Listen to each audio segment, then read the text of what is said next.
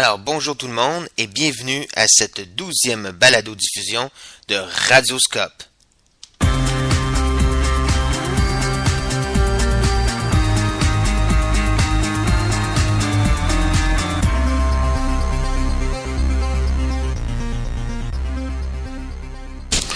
Oui, donc une 12e émission, une 12e édition de Radioscope. Difficile de croire que, oui, la fin de session approche à si grands pas. C'est déjà presque fini. Et, j'imagine que ce sera peut-être pas nécessairement la plus populaire non plus parce que vous êtes déjà plusieurs à travailler presque jour et nuit sur sur votre travail de fin de session.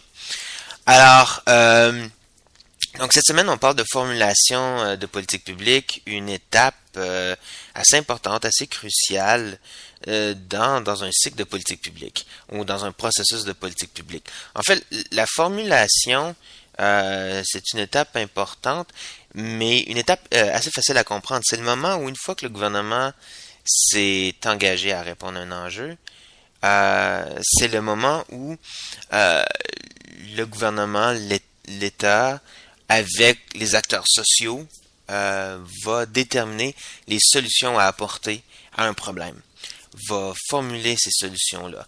Alors maintenant, comme on a déjà expliqué, si aujourd'hui la plupart des politiques publiques sont consignées dans un document de politique qui est rendu public, souvent disponible sur un site web, etc., il reste que la politique publique n'est pas uniquement ou n'est pas en soi que ce document-là, mais bien l'ensemble des décisions et des instruments qu'un gouvernement aura choisis.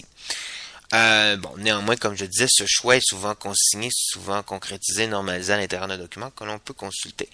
Mais l'intérêt de la formulation des politiques publiques, dans l'analyse de la formulation publique, c'est de voir comment les divers groupes vont s'imposer dans le choix, vont influencer le gouvernement dans les décisions que celui-ci prendra pour répondre à un problème. Donc, c'est vraiment là l'intérêt de l'analyse de la formulation, et je dirais l'essentiel de la capsule et des lectures que vous avez fait. Comment comprendre l'action des divers groupes dans la formulation des politiques publiques? Comment comprendre les décisions du gouvernement pour s'attaquer à un enjeu, pour solutionner un enjeu? Alors, cette semaine, j'ai quand même reçu des questions, en fait, je dirais plutôt que des questions uniquement de précision de contenu, comme on a souvent, ou de précision de concept.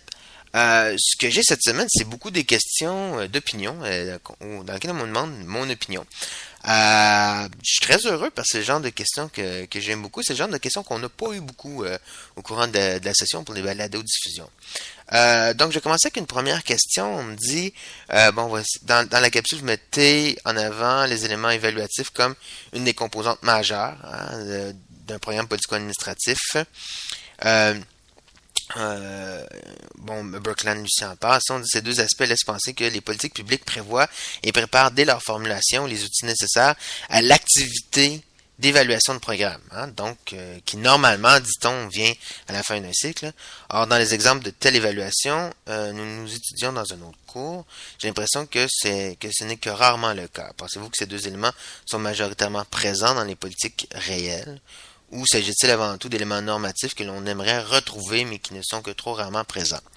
Alors, c'est une question très intéressante. Je dirais plutôt qu'ici de le voir de manière absolue, c'est-à-dire est-ce que c'est présent, c'est pas présent, est-ce que c'est le cas, c'est pas le cas. Je le verrais plutôt comme un phénomène progressif. C'est-à-dire que cette idée, parce que, une petite parenthèse là, il faut garder en tête que l'évaluation de programme, ça fait longtemps que ça existe. L'évaluation de politique, un peu moins longtemps. Par contre, on en parle peut-être depuis 20 ans de l'évaluation des politiques. L'évaluation de programme, ça fait peut-être 30 ans que c'est présent. Mais 20 ans et 30 ans dans un monde comme celui de l'action gouvernementale, c'est quand même récent.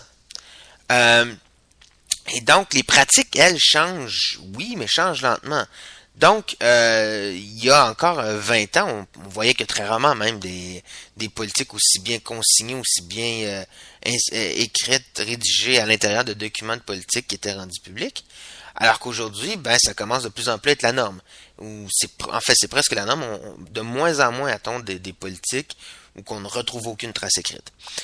C'est un peu la même chose ici avec l'évaluation. C'est-à-dire que pendant longtemps, on faisait effectivement l'évaluation de programme à la fin. d'une politique à la fin d'un programme. En fait, on parlait d'évaluation de politique, donc on faisait l'évaluation d'une politique à la fin. Et on s'est rendu compte que l'un des problèmes, c'est qu'il nous manquait des éléments qui rendaient difficile une vraie évaluation, une évaluation et peut-être pas une vraie évaluation, mais une évaluation efficace. Et donc, au contraire, ces éléments-là avaient tout avantage à être déterminés avant même que la politique soit mise en œuvre. Parce que de toute façon, logiquement, ce qu'on veut pour faire une bonne évaluation à la fin d'une politique, si on va être en mesure de déterminer les effets d'une politique, il faut d'abord avoir un portrait de la situation avant l'application de la politique. Et donc, on s'est mis, les experts en évaluation,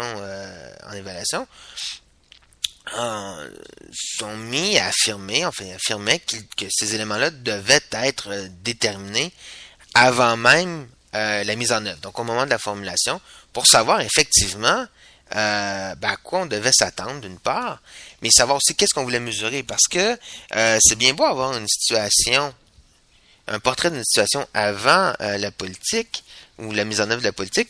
Si on ne sait pas ce qu'on veut mesurer à la fin, le portrait quand même est complet. Donc, en déterminant les éléments que l'on veut dès le départ, les éléments que l'on voudra évaluer, avec les indicateurs qu'on utilisera pour les évaluer et même les techniques qu'on utilisera pour mesurer ces indicateurs-là, on est beaucoup plus à même, à la fin de la mise en œuvre, d'évaluer efficacement l'effet de la mise en œuvre de la politique.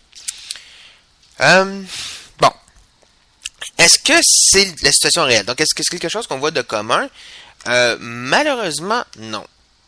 C'est pas quelque chose qui est encore commun, mais c'est quelque chose qui est en devenir.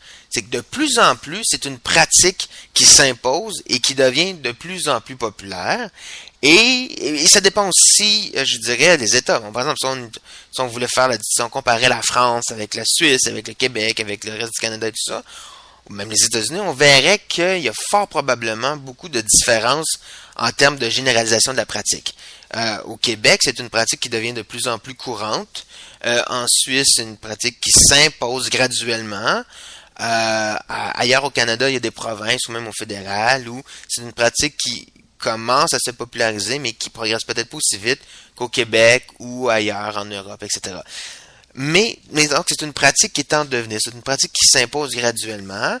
Et si la tendance actuelle se maintient, on peut penser que dans une optique de 20 ans, effectivement, ça deviendra très commun de déterminer ces éléments-là d'évaluation au moment de la formulation et bien avant d'en faire la mise en œuvre.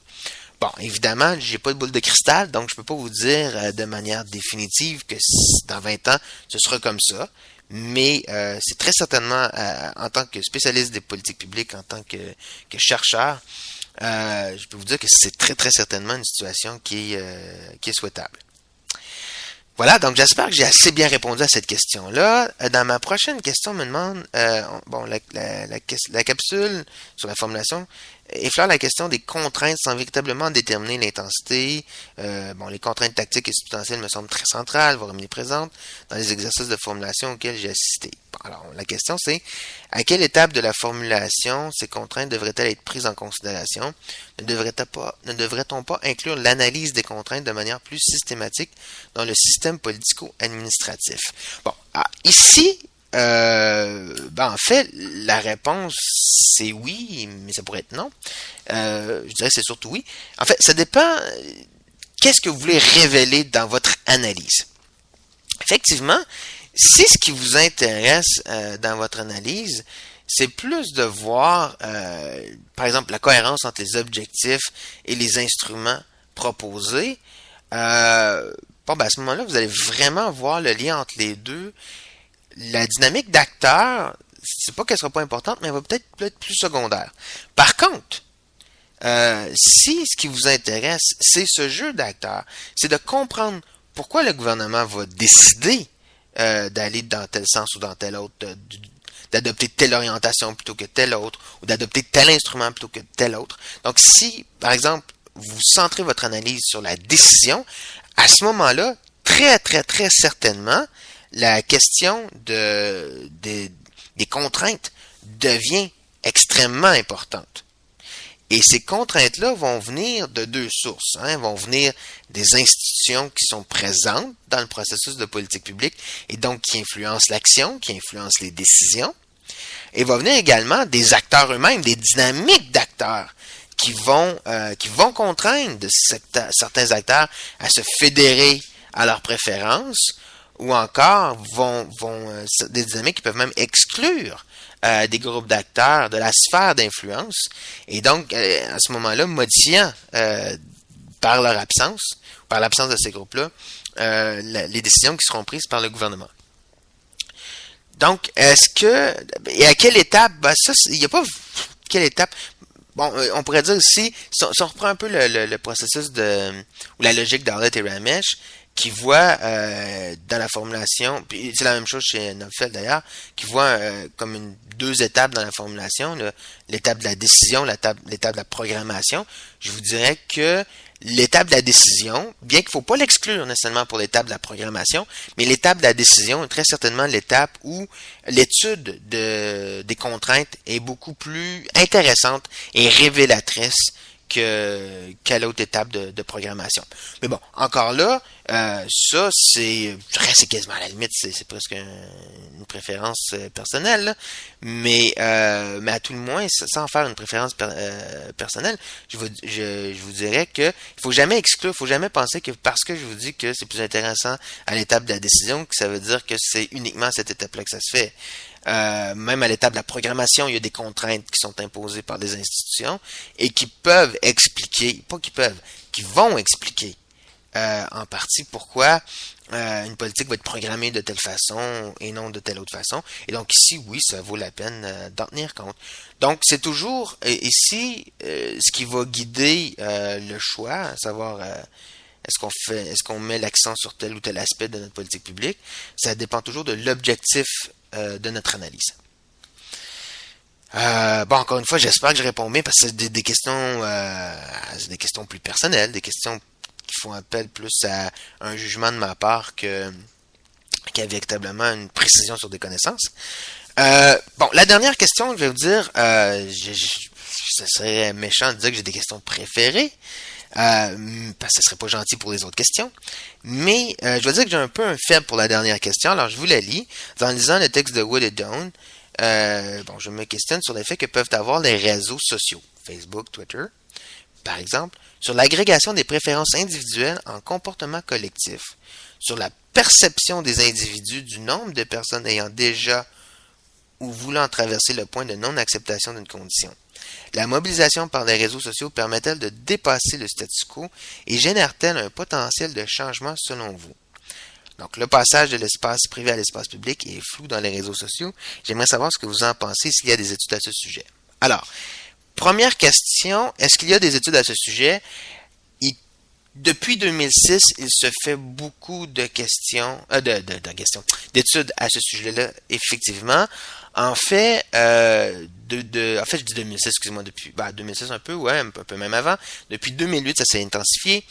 Alors, il faut comprendre qu'en 2005, 2006, 2007, 2008, les études qui portaient là-dessus portaient surtout sur les questions, pas tellement sur les réseaux sociaux que l'utilisation d'Internet plus en général, avec les sites web, avec les courriels, etc. Parce que certains de ces réseaux sociaux-là n'existaient pas encore en 2006-2007, ou étaient à peine naissants. Donc aujourd'hui, oui, on retrouve de plus en plus d'études justement sur les questions. Ces questions-là, l'idée d'une sphère virtuelle, par exemple, de politique publique, de groupes d'acteurs virtuels dans la politique publique et tout ça. Donc, c'est de plus en plus étudié. Moi, je pourrais déjà vous référer à une première ressource, une revue scientifique qui s'appelle Policy and Internet, qui est disponible dans les banques de données de l'ENAP. Allez là, vous allez trouver beaucoup de ce genre d'articles, de ce genre d'études. C'est-à-dire au niveau de l'influence des groupes. Je vous dirais un des classiques du genre. En fait, pas un du genre, mais un des classiques dans ce type d'études-là, c'est le livre de Howard Ringgold appelé The Virtual Communities. Un livre qui date de 1995, 96, là. Il me semble que c'est 95. Donc, on comprendra que comme le web va être rendu public seulement à la fin 93, début 94. On comprendra qu'un livre écrit en 95 sur les virtual communities, c'était quelque chose d'assez innovateur à l'époque, et c'est un grand classique dans lequel on énonce des grands principes et tout ça, et avec lequel on peut compléter avec la suite, c'était Smart Mobs, toujours de Howard Ringels. Donc dans ces livres-là, puis ils ont des versions françaises, je pense que c'est les foules intelligentes et les communautés virtuelles, donc de Howard Ringel encore une fois. Dans ces livres-là, vous avez, je dirais, l'émergence des études des réseaux sociaux, particulièrement dans Smart Mobs, là, les foules intelligentes, sur l'effet sur je dirais, les phénomènes sociaux, entre autres sur le phénomène des politiques. Maintenant, qu'est-ce que je pense, moi, et j'ai des amis, peut-être une petite parenthèse, j'ai beaucoup d'amis en ce moment qui travaillent sur ces questions-là, et bon, moi, qu'est-ce que je peux vous dire? Il n'y a rien de définitif encore. Jusqu'à présent, ce qu'on voit, c'est que ces ressources-là, ou ces phénomènes-là, Facebook, Twitter, courriel, donc tout ce qui est virtuel, permet, oui, la création de communautés virtuelles, c'est vrai, mais ces communautés-là ne sont pas plus fortes que les communautés, disons, réelles ou physiques. D'accord? Donc, ils vont pas nécessairement exercer plus de force ou plus d'influence que des groupes qui vont procéder par des stratégies qui sont pas virtuelles. Donc, il semble encore que les véritables contacts, les véritables interactions sociales, en dehors de la sphère virtuelle, soient encore les interactions qui ont le plus d'effet sur un gouvernement et sur les décisions d'un gouvernement. En fait, dans les études les plus récentes que moi j'ai consultées sur le sujet, et là ici je souligne le fait que dans celles que j'ai consultées, et là je dis pas dans toutes les études, hein, parce qu'ici c'est pas tout à fait mon domaine d'expertise, mais j'en ai consulté beaucoup, même si c'est pas mon domaine d'expertise, mais là vous comprenez que dans celles que moi j'ai consultées, ce que les études ont plutôt démontré, c'est qu'il y avait un effet de réplication, ouais, fait de miroir, si on veut. Donc on a plus, on va répliquer, bon voilà, ce qui se produit dans la sphère virtuelle, on va plutôt répliquer ce que l'on voit ou ce que l'on observe dans la sphère réelle. Donc on voit pas nécessairement de différence en termes de dynamique de politique publique. L'information est à peu près la même. L'effet surtout que ça va avoir, c'est d'élargir et d'accélérer la sphère de transfert d'informations.